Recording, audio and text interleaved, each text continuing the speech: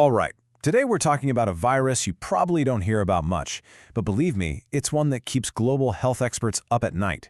It's called Nipah virus. And it doesn't operate like the viruses we're used to. It's a quiet threat, one that pops up without warning, and when it does, well, the consequences are just devastating. And that quote right there, that's from health experts who have seen this thing up close. Silent, fast, and lethal. Those three words pretty much perfectly sum up why Nipah is considered one of the most dangerous pathogens on the planet.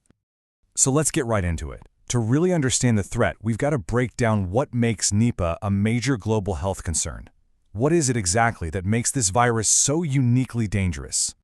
Let's just start with this number, because it is staggering. This is Nipah's case fatality rate. What that means is, of the people who actually get sick, anywhere from 40 to 75% don't make it. This isn't about how many people get it, it's about how many of those infected will die. Now, to really put that into perspective, look at this. We've compared Nipah's average fatality rate, around 60%, to the seasonal flu, which is less than 1/10%. I mean, it's not even a fair comparison. This puts the danger in incredibly sharp focus. We're talking about a virus in a completely different league of lethality. Really, it's a perfect storm of terrifying factors. Nipah essentially wages a war on two fronts at once, going after both the brain and the lungs. And what makes that even worse is our own vulnerability. We have no approved vaccine to stop it, and no specific drug to treat you once you're sick. So, where in the world did a virus this terrifying come from? Well, its discovery reads like something out of a medical detective story, a frantic race against time to identify an unknown killer. It all began back in 1998 in Malaysia. A really strange illness started showing up in pig farmers. They had high fevers and these severe neurological symptoms. At first, doctors thought it was Japanese encephalitis, a virus they already knew about. But this was spreading differently, and it was far, far deadlier.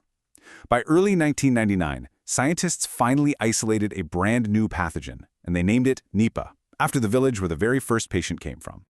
The investigation eventually led them to the real source, the virus's natural reservoir. Think of a reservoir as the virus's permanent home, where it just lives silently. And for Nipah, that home is the fruit bat, also known as the flying fox.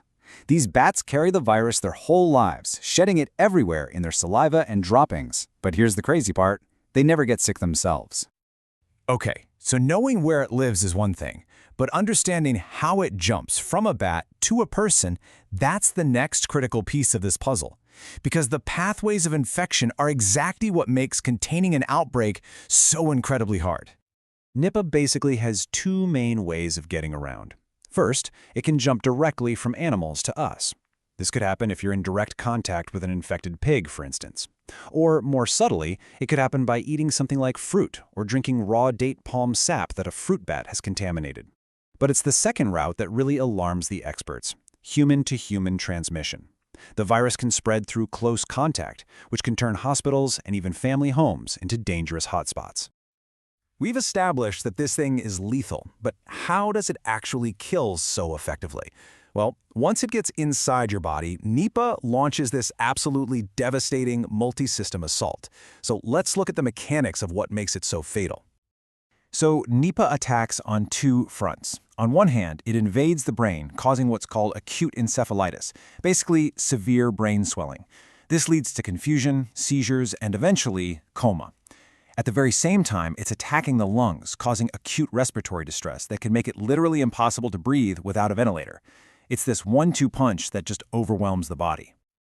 And it does all of this with terrifying speed. A person can go from early symptoms like a fever and a headache to a critical, life-threatening stage in just 24 to 72 hours. That leaves an incredibly narrow, almost impossible window for doctors to do anything.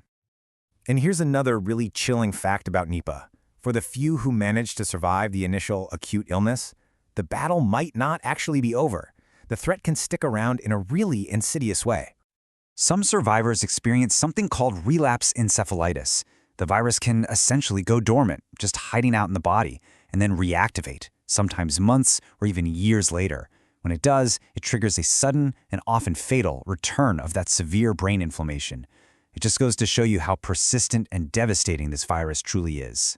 So when you put all these pieces together, the sky-high fatality rate, the two-front attack on the body, the total lack of treatments, and its ability to spread between people, you start to get why global health organizations are on constant alert.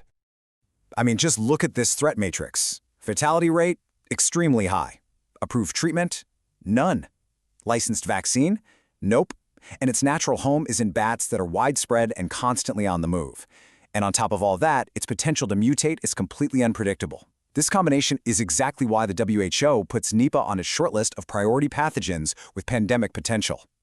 You know, right now, the one saving grace, the one thing holding Nipah back from becoming a global catastrophe is that it doesn't spread through the air quite as easily as something like the flu.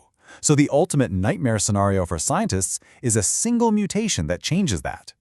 Because we can't cure it, our only defense is just pure containment.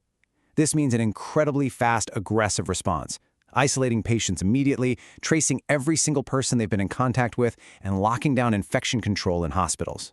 We've contained past outbreaks, but honestly, often by a very, very narrow margin. And this brings us right back to where we started. The virus isn't gone, it's just out there, waiting in its natural reservoir. As long as these fruit bats exist, and as long as human activity keeps pushing us into their habitats, Nipah is always going to be a threat. So that leaves us with this final, very sobering question. For now, Nipah is a regional terror that we've managed to box in. But the stakes couldn't be clearer. What happens if a virus this fast and this deadly learns to spread more easily? That is the question that the world's health experts are working tirelessly to make sure we never, ever have to answer.